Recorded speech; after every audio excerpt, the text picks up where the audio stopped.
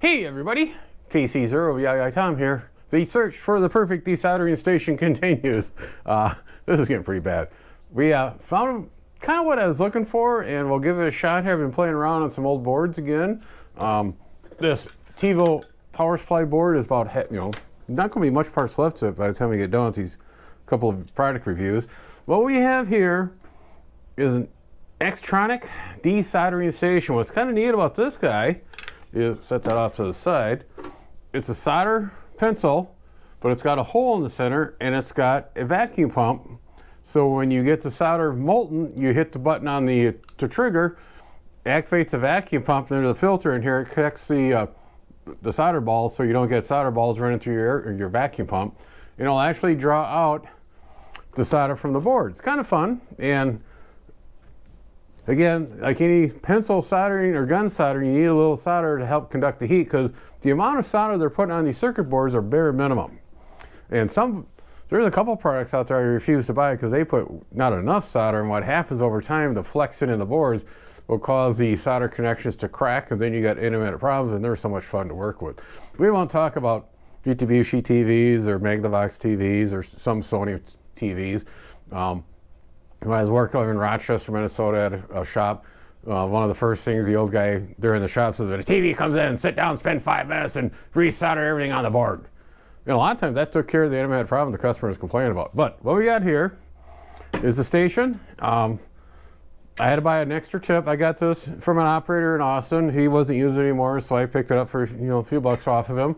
I went online, got a new tip on it, because this old tip, they do, if you're not careful, they do get clogged, and this one was just really corroded, and I couldn't get it clean enough, because again, on a solder station, you want to make sure that tip is good and clean, and bathe the tip with solder when you're not using it to protect that tip, and that wasn't done on this one. So, but the tips were a couple bucks. I think I paid under $20 to get a tip, and it shipped in with tax and license and all that stuff. So let's take a little closer look at this.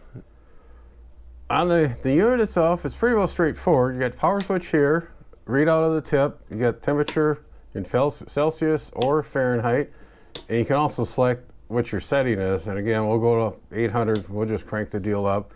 We'll let that tip get up there. It does have a little sponge on top, make sure it's good and wet. As you can see, there is a little hole, and playing around with it, it did manage to get some solder stuck in there, so make sure you just have some fine wires. It looks like 24, 22 gauge wire, hard, solid wire.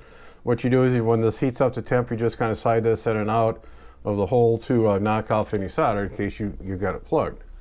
And it goes your spool of solder, because we'll show you how we want to use that. So, and we'll go after one of these capacitors. Again, this is mainly for leaded components. You could use it for leads, the SMD, the leadless components, but we won't push our luck on that today for this demonstration.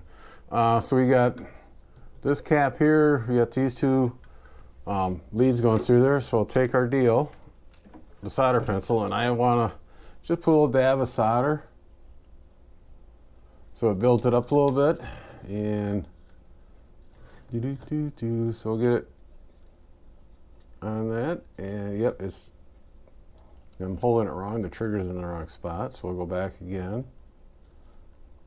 And when all the solder looks like it's nice and molten, there you go. It took all the solder out. I don't know how good that's going to show up on camera. We'll try again here, get a little closer. If you do a lot of desoldering, repairing stuff, these are excellent to have. Okay. Get the solder in there. It's molting, trigger it.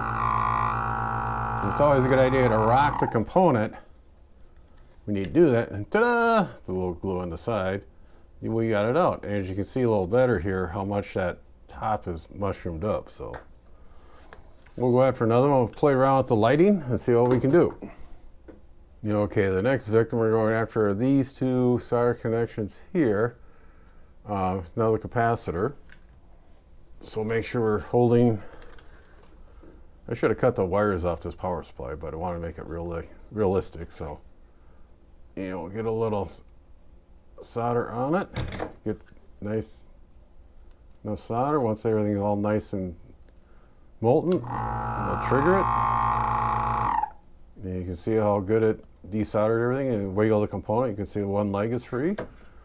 So again over here. Again, it just works better if you add that little bit of solder. Everything's molten. And I got the wrong component leg. That's somebody else's deal. We want to be up.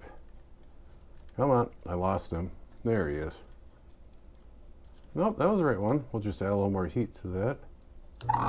There we go. Got him off.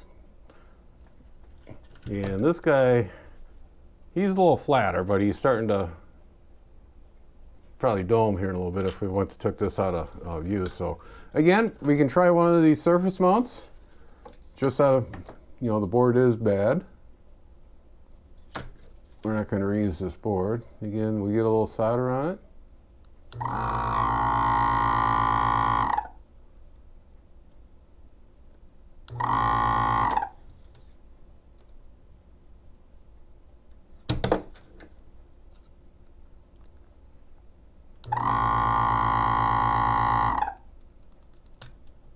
Yeah, for surface mount, it doesn't really work that good. But like I said, when I was looking for, I'm still in the process of looking for a hot air machine. Yeah, ain't gonna get that one off. So, it will not work on surface mounts. We decided that. If you do get it clogged, like I said, what I do is, this is just some small gauge solid wire. And just kind of run it down. Get in the hole. Uh-oh. Maybe that's why it didn't work.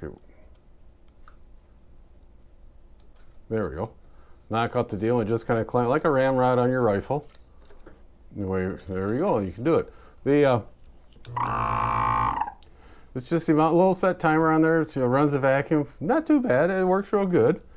Again, you come across one of these in the flea market or Hamfest or even brand new, and you do a lot of repair work. They're handy and they can really increase your production time. Again, this is a little XYTRONIC 968 vacuum desoldering station. Again, this is for leaded components, but when I was talking to the guy, I thought he had a hot air device, but he didn't, and he said, well, I got one of these, you want, so we kind of played around how much it was, and he also threw in a Weller solder station. We won't look at that because everybody's got their own little preferred solder stations. It's a nice little station. It's a variable temp on it, but on that, the quest continues. 7-3. Be sure to tell your friends, neighbors, other hams. Subscribe, hit that bell to get notification when new videos come out. Add comments below. 7-3, everybody. Open in 3, 2, 2.5, 2 3/4.